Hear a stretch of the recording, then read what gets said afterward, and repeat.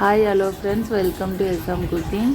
வெண்பூசணி கூட்டு செய்ய போகிறேன். வெண்பூசணி குட்டி குட்டியாக நறுக்கி எடுத்து வச்சாச்சு. சிறுபருப்பு சேர்த்து செய்ய போகிறேன். சின்ன வெங்காயம் தேவையான அளவு 3 தக்காளி கட் பண்ணி வச்சுருக்கேன். பச்சை மிளகா, கருவேப்பிலை எடுத்து வச்சுருக்கேன். பருப்பை நல்லா கழுவி எடுத்து வச்சுக்கலாம்.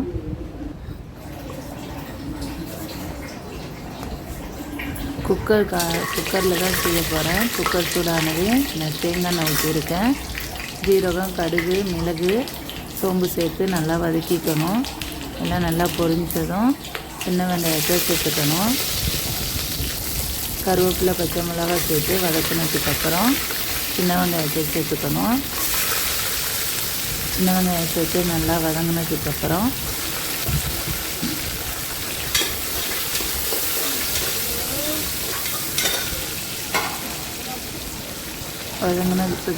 சின்ன வெங்காயம் நல்லா வதங்கினதுக்கப்புறம் வெங்காயத்துக்கு தேவையான அளவு உப்பு சேர்த்து மறுபடியும் நல்லா வதக்கிக்கலாம்.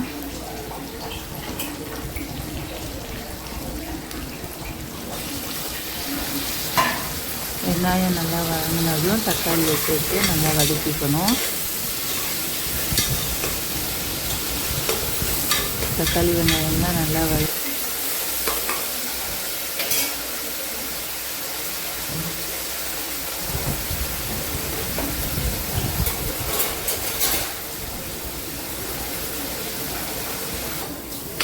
இப்போது கொஞ்சமாக சோம்புத்தூள், மிளகாய்த்தூள், மஞ்சள் தூள், சாம்பார் பொடி கொஞ்சம் சேர்த்து தக்காளி வெங்காயத்தை நல்லா வதக்கிக்கணும். மசாலா சேர்த்து தக்காளி வெங்காயம் நல்லா வதங்கினதுக்கப்புறம் நம்ம நறுக்கி வச்ச வெண்பூசணியை சேர்த்துக்கலாம். வெண்பூசணி சேர்த்ததுக்கப்புறம் கொஞ்சமாக தண்ணி விட்டால் போதும். வெண்பூசணி நல்லா தண்ணி விடும். வெண்பூசணியை போட்டு நல்லா வதக்கிக்கணும். இப்போது சிறுபருப்பையும் சேர்த்துக்கலாம். இதோட சேர்த்து காய் வேகிறதுக்கு தேவையான அளவு தண்ணி